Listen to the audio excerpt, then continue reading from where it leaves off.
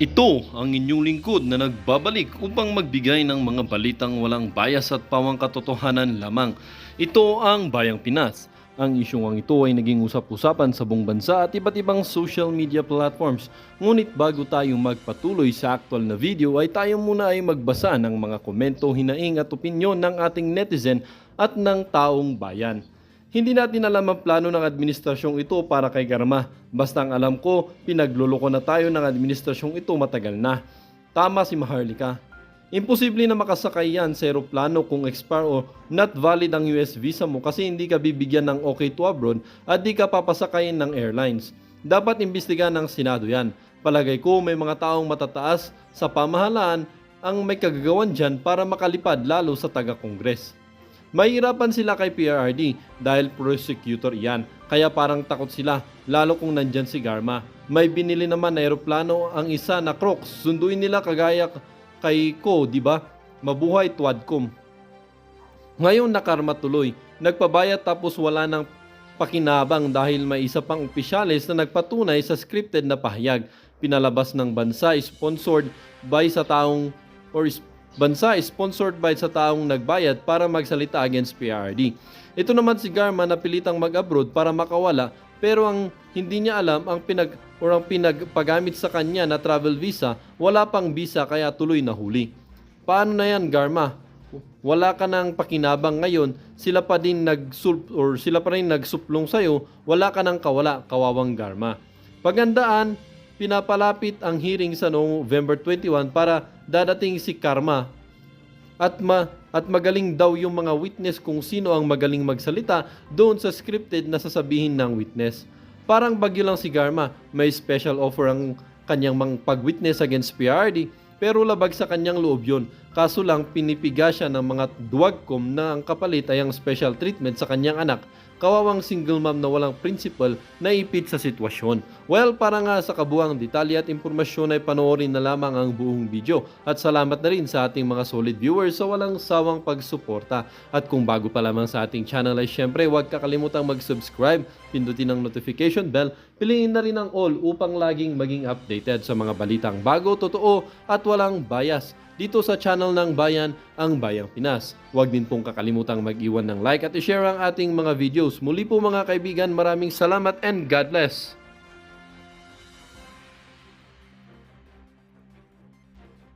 Ayan, ipapakita po natin ngayon, step by step ang pagtakas ni Rowena Garma. Ito, dito ko natuklasan eh. Yan. Sa latest ng Pag-asa, Jen, Oh. nakalabas na yung kung makikita mo yung sa pula, di ba? Nakalabas na ng kaunti. Si Nika. Yung ba si Nika? Yung nandun sa dulo. Ayan. Mantakin po ninyo may bagyo. May bagyo pero nakatakas si Rowena Garma. At dito makikita natin step by step pagtakas niya at nahuli siya ng mga immigration. Ito po, panoorin mo natin. Lumabas na yung pipito. Talaga naman, oo. Sabay-sabay. Talagang wala tayo. Walang pahinga sa bagyo. Minomonitor, ang tindi ng pagkakamonitor ng Pag-asa. Pero meron din, Nelson, ha? Ito, nakikita nyo na, no? Oo. May nakalabas din ng ating bansa. Yes. Ito nasa gawing taas naman, si Garma yan. Ayun nga. Garma. Si Garma. Ayan, si Garma yan. Oo nga, nakalabas na rin ng Philippine Area of Yun. Responsibility. Dulon-dulo yon si Garma yun, kasama yung anak niya. Oo. Yun. Tapos yung nasa bandang likod niya, yon. Pakita nyo, yan. US Immigration. Yan, oh. Nakita mo yung mga butil-butil na yan? Oo. Ang dami, di ba? Oo, ang dami. Immigration Siya yan. officer ng US yan. Oh. Hinuli si Garma. Si Garma? Hinuli. Naku naman. Sa tindi ng monitoring. Kung ikaw na sa katayuan ni Garma, ano ba talaga? Masasabi mo na sa sarili mo. Mukhang... Maluluha ka talaga ba? Papaghaul-gulhul ka sa iyak Ito muna ha. Tingnan natin ang balita para makumpirma natin yan. Pinatakas si Garma o tumakas at pinahuli o nahuli. Pinatakas o tumakas, pinahuli o nahuli. Yun lang, sa apat na yun. Siyempre, itong mga to, hindi naman yung mga bobo. Hindi yan katulad ni Gadon. Hindi yan bobo yung mga yan, ha? Yung mga matatalino yan, alam nila yan. Kung pinatakas, tumakas, nahuli o pinahuli. Ha? Hindi mga bobo yan. Si Gadon lang ang bobo. Alright. Baka sabihin, ano ba yung sasabi mong garma na yan? Yung Nelson, ano ba yan? Eto. Oh. Ang unang balita kanina umaga, nakalabas na po ng Philippine Area of Responsibility. Parang bagyo lang, ano? Oo. Si dating Philippine Charity Sweepstakes Office General Manager at retired Police Colonel Royina Garma. Yun na. Oh, yun Nakita na daw nasabi doon sa ko. USA. Oo. Tapos ngayong hapon, Sabi pa kinumpirma nga naman, ha? nasa Washington DC daw. Ganun ba? Akala yata sasalubungin si Joe Biden sa pag-alis ng Washington DC. Sa pag-upo ni Trump. Oo. Itong hapon, ang report naman ng DOJ, nahuli po. Oo. Nahuli. At hindi pala sa Washington DC, no? So, Nasa San Francisco, California. Yan. Kasama ang kanyang anak na babae. nandun daw sa legendary bridge ng San Francisco. Oo. Ang sabi po ni Justice Secretary Boying Remulla, inaatasan niya si Immigration Commissioner Joel Biado na pabalikin si Garma sa Pilipinas. Ayun. While we work to ensure the safe return of Miss Garma, we trust that she will remain cooperative with all ongoing investigations. So ang nagpapahuli sa kanya, DOJ na pala. Oo, Hindi na ang Quadcom. Oo, kasi sa Quadcom, kailan ba siya pinalabas? Noong nakaraang 8. Tama, no? Pinalabas po, tama ba, 8? Hindi, pumunta daw sila doon November 7 pa eh. So before that. So before pa yun. Oo. Pinalayaya siya matapos mga akong dadalo sa mga susunod na pagdinig. Pero yung pagkakapalaya ata sa kanya, hindi naman sinabi na siya ay open ng lumabas ng bansa. Ay, hindi naman. Wala Hindi naman ata, sinabi. masasabi lang, nakalabas Oo. siya ng batasang pambansa premises. Yun. Ang problema nito, Jen, Oh. hindi kaya siya, bakit siya umalis? Yun na nga. Di ba? Oo. Kasi kung dito, nabanggit na niya lahat, at mukhang ang pakiramdam naman niya, kaya niya sinabi yun, ay pakiramdam niya, ligtas naman siya, di ba? Totoo. Bakit siya umalis ng Pilipinas at nagpunta ng Amerika? Oo. Yan ang malaking katanungan. Yun ba ay talaga lang sila pupunta ron? O Oo. talagang may tangka siyang Huwag na bumalik. huwag nang bumalik at Oo. takasan na itong ginaganap na hearing ng Quadcom? O siya ba ay nung mabalitaan niya na darating ang dating Pangulong Duterte dahil iniimbitahan, di ba? Yan, oo. At napakinggan niya yung ating sinasabi na paano kaya pag nagharap ang dating Pangulong Duterte at itong si Royina Garma Oo. sa House at magtanungan, hindi kaya may lumabas na bagong impormasyon? Yun ang, alam mo, puro sa pantaha tayo ngayon dyan. nga, Hindi oo nyo lang nga. maiwasan yan. Oo nga eh. Siyempre, Hindi, meron lang po akong sasabihin na itong mga legendary yan, idol ang dalawang yan eh. Hindi yan katulad ni Congressman Gonggong ha. Puro chismis, hindi chismis ang mga yan. Ito po, kailangan tawagan natin si Marbil. Si Marbil, tsaka si Los, Tambaloslos, hindi. Si Abaloslos, tawagan mo. Di ba maraming kaibigan si Abalos na may eroplano? O, pasundo mo kay Abalos yan, parang yung ginawa niya kay kay, anong pangalan nito? Yung mayor ng Bambano. Anong pangalan? Pag-i-comments mo sa comment section, nakalimutan ko eh. Nablanko ako dito eh. Si Alice Guo. Di ba sinundo nila doon sa may, Indonesia ba yun o Malaysia? Ngayon. Tawagan natin si Abalos. Abalos. Yung mga tarpaulin mo, mali. Kriminal ka daw. Papalit mo yung tarpaulin mo, kalaban ng kriminal, Benor Abalos. Akala nila ikaw yung kriminal, hindi, di ba? Papalit mo, pabago mo yun. Hindi yun ang ibig ko sabihin. Pakisundo nga si Royina Garma, please. Asap, pakisundo mo siya, isama mo si Marbil, tapos mag-photo up kayo, mag-ganon-ganon kayo, yung ganon. Yung pangiti-ngiti kayong dalawa para si Alice Guo, ganon. Nakikiusap lang ako sa'yo, pare. Okay, marami kang kaibigan, yung mga aeroplano. Sige, puntahan mo anong pangalan yan? Si Bagyong Royina Garma. Sundin mo siya doon Okay. Sige, akong bahala sa'yo. Pagbalik mo dito, akong bahala sa'yo. Shot tayo. Alright.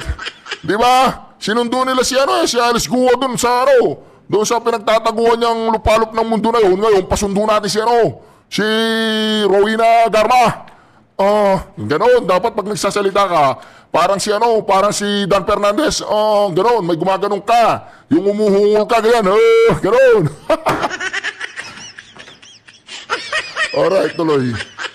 Pre, kumbaga, ang masasabi lang natin yan, mga posibilidad. Yes. Maaring yung sa pantahan natin, di ba ka nga wala doon. Pero ano ba talaga ang dahilan bakit bigla siyang umalis? Sa Alam ba ng Quadcom na siya pupunta ng abroad, no? Siyempre hindi naman. Ba, yun na nga. Ba't nila papalayain, di ba? Ako sa tingin ko, mukhang hindi nila alam na tutuloy sa ibayong dagat pag-alis. Paano nakalabas ng bansa? Di ba? Kasi wala naman siyang whole departure Yun nga, order. wala. Oo. Bakit hindi sinabi nung immigration kaagad, di ba? Bagay, no? Wala din naman siya. Ang tawag doon yung parang Watch list. Wala eh. Nasa watch list. Wala din naman rin. siya. Baka yung nagtanong sa kanya doon, nakakita ng passport, hindi rin man niya sa kilala. Di ba? Oo. Pero halimbawa yan, wala namang kaso sa kanya. Wala namang dahilan para pigilan siya. Wala. Ano ang otoridad ng immigration kahit pa sabihing nakita sa doon sa San Francisco At i-deport, di ba? o yun hulihin, di yun, lalabag ba sa kanyang karapatan yung right to travel? Kung may abogado yan dyan, pwede nilang questionin yun. Di ba? Di ba? oo. Bakit mo ako papauwiin? Wala naman akong kaso. O kaya kung ang idadahilan lang ay yung Quadcom na may ongoing investigation, hindi naman ito kaso sa korte. Pero, Diba? pero Resource person siya. Tama. Diba? Pero ang malinaw, Nelson, inamin na Secretary Boying Rimulya na siya ang nagpigil sa kanya, Nagpahuli. Technically, hinulit naman talaga siya, no? Yes. Nagpigil sa kanya, kasama yung kanyang anak, doon sa Amerika. Di ba? Ang malaking katanungan dyan ay pagka ito, halimbawa, ay tinanong na dyan. Anong dahilan? Bakit ka umalis? Di ba? Lilitaw na ngayon dyan. Ano ba? Tinatakasan mo ba yung... Hindi tinatakasan yan, kaibigan, kapatid. Hindi tinatakasan, parang pinatakas. Pinatakas yan ng kanyang anak, hindi si Barbers, hindi si Dan Fernandez, tsaka si Benny Abante, hindi sila. Yung anak niyang kasama niya, sabi niya, nanay, takas tayo. Diba? Gunggong yan eh. Diba? Ganun yun. Yung anak niya, pinatakas si nanay niya, ganun. Hindi yung mga Quadcom. Sabi niya, nanay, takas tayo. Bakit? Baka masilat ka sa Quadcom eh. Darating ang Pangulong Duterte. Yung mga pinagsasabi mo, baka naman madali tayo dyan. Ganun yun. Nakita nyo na mo ha, mga kareaksyon. Paano tumakas, paano nahuli. Mayroon pang diagram, naka-sketch pa. By the way, tinawagan ko na si Abalos. Susunduin daw yun. Joke lang, baka magalit si Abalos sa akin. Pare, okay lang yan. Joke lang yun.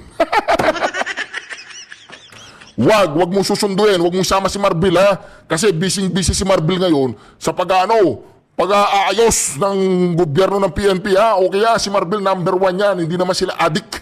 Hindi sila adik. Nag-extend lang ng oras, hindi sila adik. Alright. Kasabay nung kanyang pansamantalang pagpapaloy sa bisinidad ng Kamara ng Batasang Pambansa, iyang pangangakong anytime na ipatawag siya ay makakabalik siya. Pero siguro palagay ni Garma, nasabi ko na lahat eh. Wala na akong idadagdag pa siguro dyan. Sapat na siguro ang aking mga ipinahayag. At ayaw ko rin siguro makita ng mukhaan kung dadalo talaga ang dating Pangulong Rodrigo Duterte. Diba? Baka kasi, di ba? Baka magka-booking yan eh, di ba? Lalo pa, at tinitiyak, di ba, nung nakaraan dyan, kahapon ba yun? Tinanong natin kung ang Pangulong Duterte ay may paunang pasabi na ayaw na niya dumalo, di ba? Yun na nga. Ang sabi nila ay, hindi, imbitahan natin ang Pangulo. Nung marinig nila na hindi dadalo, hindi, dapat dumalo yan. Pero ngayon, yan na. kinumpirma na po, kumpirmado ng dating Chief Presidential Legal Counsel at Presidential Spokesperson Attorney Salvador Panelo na ang Pangulong Duterte ay pupunta bukas Handa na po ang Pangulo, pupunta na siya bukas. Ito kanina pang umaga, kahapon pa di At ang ba? katunayan niya raw, linggo pa pala, Oo. andito na pala ang Pangulo. Well, hindi ko lang alam kung Ganun talagang ba? nasa Metro Manila na raw, Oo. dati Pangulong Duterte. Ang sabi ho ni Panelo, Oh. wait, Quadcom, you don't need to subpoena or to invite. Oo. Kukomprontahin. Ha? Hindi na kailangan magpalabas Hindi na. ng tag doon, yung... Wala nang contempt? di ba yung sa abogado niya, padadalan daw ng ano eh. Yung testificandum. Kung ano man ang tawag doon, no? Ang sabi po niya, oy, mga House Quad Committee, Quadcom, Oh. lalong-lalo na ka na, Paduano, kukomprontahin ka ni Pangulong Duterte. Ba? Oo, kasi sabi nyo, maghihiring kayo ng Martes, Oh. ng Miyerkules, Oo. 10 a.m. bukas. 11 yan eh. Tama ba? 13. 13 pala, 13, oo. Pupunta na ang Pangulo, wag na, dapat nandiyan kayo lahat, ha? Oo. Gusto kayong makita ng Pangulo? May boses tayo. Gusto mo ba marinig? Ganun ba? Andyan na. Sige na. Parinig at sige. Baka sabi nyo, you're putting words into words is another horses. Na horse mouth. Ay, sige, pakinggan natin ang pahayag ni Atty. Sal Panelo. Okay. Sige.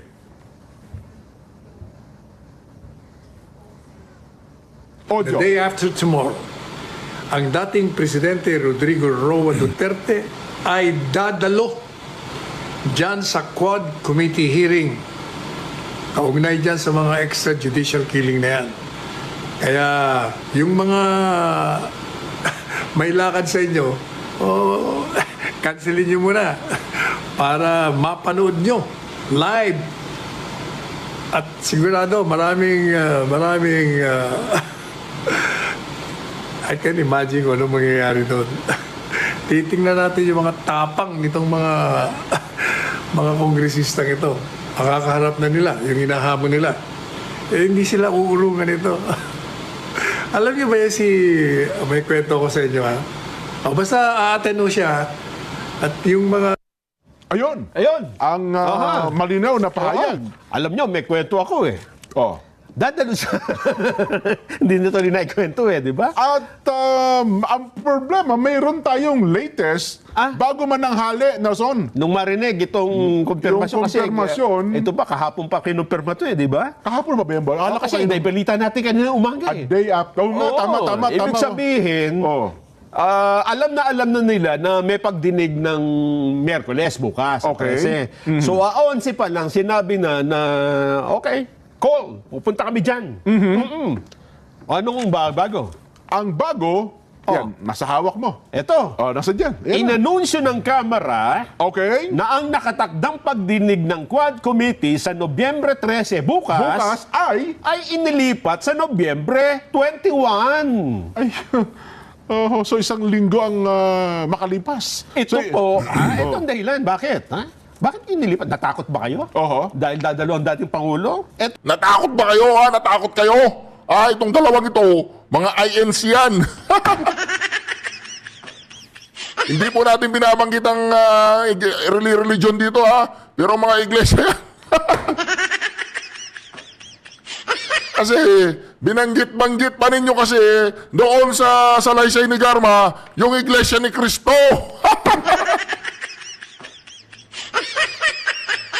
Hindi na lang kayo nag-focus sa Pangulong Duterte. Binabanggit-banggit nyo pa yung mga simbahan. Ayan tuloy.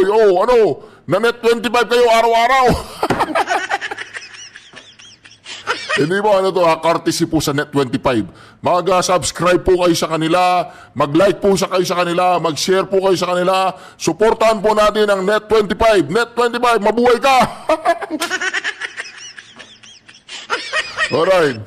Ito ang kanilang justification. Oh. Nagdesisyong ilipat ang petsa ng pagdinig upang bigyang daan ang mas maayos na paghahanda.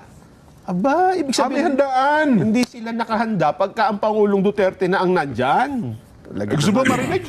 Meron pa? Mayroon po, sabi ko May naman sobe? sa'yo. Hindi, baka naman, sabi nga nila ay, You're putting words in the horse's mouth. Sabi ng lola ko, pakiganyan, impertinente. Pakinggan natin. Sige nga po. Ano sabi nung horse? Oh. Hindi, Barbers to. May sabi. Ay, Barbers. Barbers, Okay, hindi okay, horse. sige. Oh. Okay. Congressman Barber. O, hindi raw horse si Barber, hindi horse. Si Barber ay isang kuting.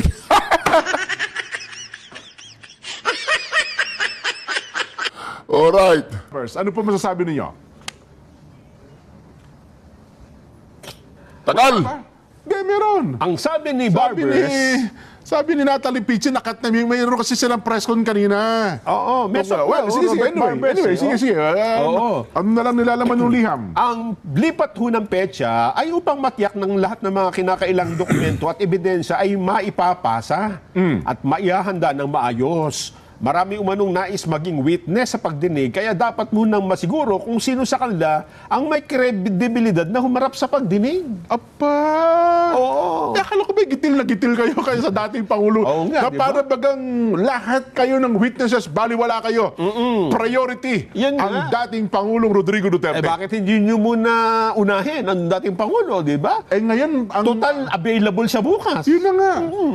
Sabihin nyo, yung ibang witness, wag muna kayong dumalo sapagkat ang pagdinig ay nakatutok lamang at nakatuon sa dating Pangulong Rodrigo Duterte.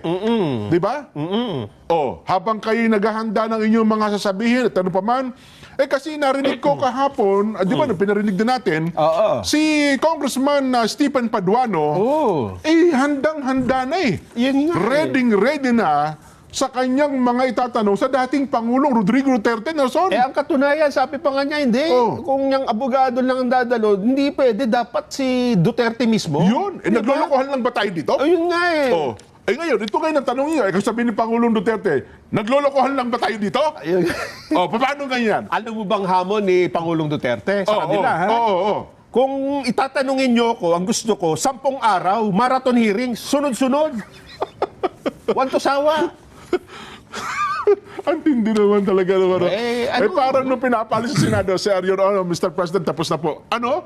Yan lang ang itatanong niyo sa akin? Pinapunta niyo pa ako rito? Pinapunta niyo pa ako dito? Oo nga, ano.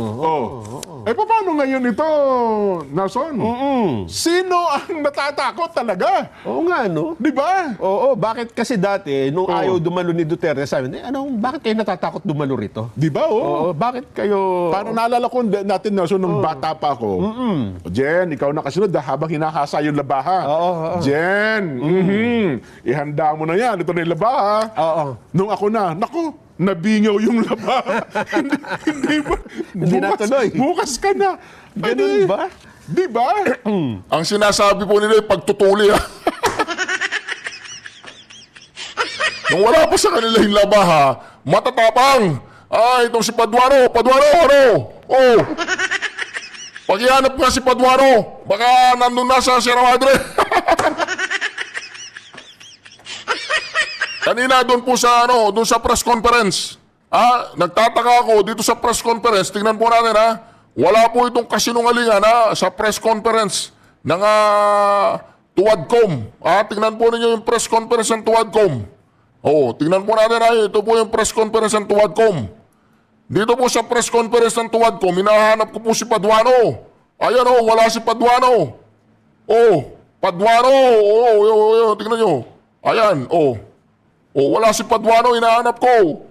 Baka anong nangyari kay Paduano? Pakihanap nyo. Nag-aalala po ang taong bayan kay Paduano, wala siya. Ayan wala si Paduano. Mantakin mo yan. Ayan, magsimula dito sa kanan, isang kuting, si Ben, si Barbers, si Chihuahua, si Dan Fernandez, tsaka si Gongon. Ayun, 246, wala si Paduano, wala stick to Paduano, narinig mo lang na pupunta. Wala pa ang Pangulong Duterte dyan sa batasan. Ba't nasan ka na? Hindi pa nagsisimula ang hearing, Paduano. Tumakbo ka na yata. Nag-diaper ka ba? Kawawa naman to si Paduano. Marcoleta, for Senator. Marcoleta. Bakit ko binanggit si Marcoleta? Kapag dating ni ng Pangulong Duterte dyan, papakwelyo ko si Paduano kay Marcoleta. Kasi ginanon niya si Marcoleta noon di ba? Hindi tama yun. Wag mong kakantinin si Marcoleta. Bata namin yan. Alaga namin si Marcoleta, wag na wag mong pakikialaman yan. Alright. Boto po natin, Senador, Congressman Rodante Marcoleta, Senado, for Senador sa 2025, ha? Sama-sama po tayo. Marcoleta for Senado. Alright. Nawawala si Paduano dyan. Ay, naku po, o tuloy natin, mga katropa. Itong dalawang to, ito yung tinatawag nating malupitan, ha? So, sa tingin mo ba katanggap-tanggap yung kanilang yung kanilang dahilan na hindi, maghahanda muna kami? Mukhang mali di ba? Ihahanda Kasi ang daw dapat, nun. ang maganda dapat yung mga hindi kasi yung Quadcom magtatanong lang naman di ba? Kaya nga, ang ibig sabihin kasi yung Quadcom, kumbaga gawa na yung inyong mga batas na, no? At saka ang tagal nyo na naghihiring In aid of legislation nga po, yan ang layunin talaga niyan. Oo. At ang alam natin, kung in aid of legislation, may nakabalangkas na kayong batas. Yes. Kung Diba? anong balak nyo. At saka mag-e-extract lang naman kayo information. Yun na nga, Hindi na Hindi naman gano'n ang gagawin nila, hindi yun ang utos ni Tambaluslos. Ang plano nila, bastusin, walang yahin, at idiin sa EGK. Puro naman hindi lawyer yun, di ba? Sino lawyer? Anong pangalan yan? Akop. Wala naman si Akop kanina. Sino lawyer? Barber's lawyer. Pag hindi ako naniniwala lawyer yan. Si Abante ay lawyer, yung si Bubwet, yung sa One Rider Party List, lawyer daw yun. Oo. Anong ginagawa mo dyan, Rog? Ano ka, parang sa mga driver, walang problema ang driver dyan. Huwag kang manghilam dyan. Bata-bata mo, sinisira mo na karir mo. Huwag ganyan, bro. Okay, diretso. kayo maglilitas na parang korte dyan Yun na nga na kailangan nyo magharap ng ebidensya, di ba? At saka, nauna na po ang statement ng dating Pangulo sa Senado. Meron na. Meron na. At dami nyo ng mga testigong nakausap. Yun na nga. Yung main character, yung main actor, ang dating Pangulong Duterte, yan dapat ang hindi na pinaghahandaan, di ba? Yun na nga kasi. Bakit kayo maghahanda? Oo. Unless, meron kayong gusto mangyari na... Ito na. Ano Pakinggan sabi? natin. Okay, Kasi sinabi niya, baka sabihin nyo nga minamali natin yan sige. Walang sinabi si Barbers na ganyan. Sige, tingnan natin. Pakinggan natin. Pong Barbers?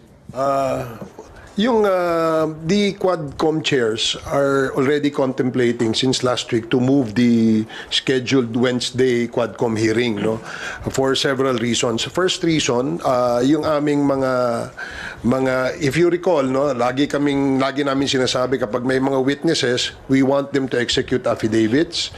Number two, even if they have executed their affidavits, we will have to vet them, no. Meron pong legal team ina-assist ang Quadcom to interview yung aming mga because marami po ang gustong magsalita. Marami po ang gustong magbigay ng testimonya. Ang aming pong palagay, kailangan aralin namin, no? Kung sino ho yung aming iharap dun sa usapin ng EJK, dun sa usapin ng drugs, at syempre dun din sa usapin ng Pogo. Now, because of the several witnesses who wanted to give their testimony before the Quadcom, we decided that we should maybe interview them all first. Tingnan namin, sino ba yung yung mas credible doon? And it will take a lot of time, no, para sa amin. So we decided that before we set this meeting, again, no, kailangan kumpirmado na kung sino yung ating ihaharap. Sino yung mga witnesses na pwedeng magbigay ng kanilang salaysay na ika nga ay may credibility. Kahapon ng hapon, na-decide na ho namin na i-cancel yung aming meeting supposedly for tomorrow, ngayong Wednesday, November 13, to give us more time hanggang next Thursday to interview, to set up our agenda, at tapusin po lahat ng pwede naming ma-interview. That is the reason why we had to cancel. Aba? Kapaniwala ba yung sinasabi? Sa tingin mo? Tsaka ngayon ko lang nalaman, may betting process pala sila. Na? Nung yung mga harap na witnesses. Kung sino lang ihaharap? Oo nga. Hindi lang, Jen. Oo. Kasi unang-una, main character nga di ba? Ang sentro ng pagdinig na ito ay ang dating Pangulong Duterte. Yes. Ngayong available siya, kahit nga walang hearing, di ba? Pwede ka mag-schedule Eh kung ako. Kasi ngayon, available ang Pangulo, di ba? Ang dating Pangulo eh. Kung kahit pa sabihin ng Pangulong Duterte, linggo, pwede ako. Ay sige, special session tayo. Patawagin lahat ng mga ano. Ganun dapat. Miyembro ng Quadcom. Diba? Linggo daw Pangulo, ang pwedeng Pangulong Duterte. At saka, bakit ito sinabi ng Pangulong dadalo siya? Ibig sabihin, hindi nyo pa sinabing cancel yung, di ba? Naunahan kayo. Naunahan kayong dadalo siya eh, di ba? Hindi nyo akalaing pupunta siya. Saka gustuhan yung padaluhin nung yung inyong pain ay kinagat yung bait ninyo. Bigla kayo nag-atrasan. Biglang, teka. Pero wala doon sa press con si si Kong Paduano. Wala doon Nahalata nila. Paduano, nasan ka? Nawawala na si Paduano. Yung buntot niya, ayusin mo. Tapang daw si Paduano, para yatang Paduano Duterte. Parang malayo, malayo, parang hindi match eh. Paduano Duterte, parang wala eh. Ilan ba yung naniniwala kay Paduano sa buong Pilipinas, ha? Ilan ba yung supporter si Paduano? Nabalitaan nyo na pa ba na may vlogger binlag si Paduano? Binablog ko si Paduano dahil nagtatakot siya. Duwag ka daw. Di ba nakita mo na sa panel? Mukhang wala nga, Oo. Ngayon dyan, ito ang dalawang bagay, di ba? Oo. Ang dating Pangulo ay biglang nagdesisyon, di ba, nung last week, parang ayaw niyang dumalo eh. Oo nga, oo. Sabi na niya sa Senado lahat eh. Sabi niya eh, di Sino ba? nga, oo. Tapos, si Garma nakalabas ng bansa. Oo. Nung nasa labas na ng bansa, bigla siyang nagbago, dadalo na siya. Oo. Yun naman Quadcom, teka, wag muna tayo mag-hearing. Paano kayang kinalaman Oo. ng paglabas ni Garma Oo. sa bansa doon sa mga desisyong ito? Ako, Meron kayang naging, mukhang di ba? Mukhang may plano, mukhang, sa pantaha ko lang ito, Nelson, ha? Oo. Mukhang ako, may sarili ako sa pantaha. Lahat naman tayo ay may karapatan sa ating kani-kanyang sa pantaha. Ano? Bakit kaya lumakas ang loob ng dating Pangulong Duterte? Yun na nga. At bakit biglang humina ang loob ng Quadcom? Nako. Naku po. Ako naman, Nelson, ako sa tingin ko, mukhang sinadya ng Pangulong Duterte. Hindi ako dadalo dyan. Ayoko yan. Yun bang, kumbaga, Pinakagat. kumbaga sa sabungero, inuulot ng gusto. Inuulot. Ay, tapos naging matapang tuloy yung Paduano. Hindi, naglolokohan tayo dito eh. Padaluhin niya. Padaluhin dito yan. Bakit yung abogado lang? Oo. Doon sinabi, sige. Hindi ako alis dito. Hanggat hindi pumupunta dito yan. Sige, pupunta ako dyan. Hindi, cancel. Darating na ako dyan. Cancel po, cancel. Cancel po eh. Mukhang busy. Marami pa pala kaming kausap. Naku po, ang ating magiging Vox Populi ngayon, simple lang. Sa tingin nyo, natakot ba ang Quadcom sa pagdalo ng dating Pangulong Duterte sa kanilang pagdinig bukas? Simple lang po ang tanong, ha? Kung ang sagot nyo po ay opo, natakot, letter A. Kung ang sagot nyo hindi po, talagang may dahilan sila. O hindi sila hindi ho takot yan. Gusto talaga nilang ayusin ang mga bagay-bagay. Hindi po sila natakot. Mag-send po ng inyong mga reaction sa amin po mga social media pages. Ayun. Vox Populi po, yung voice of the people. Ano daw, natakot? Letter A, comment sa comment section kung natakot. O kung hindi natakot, letter B na lang. Sige, pwede na.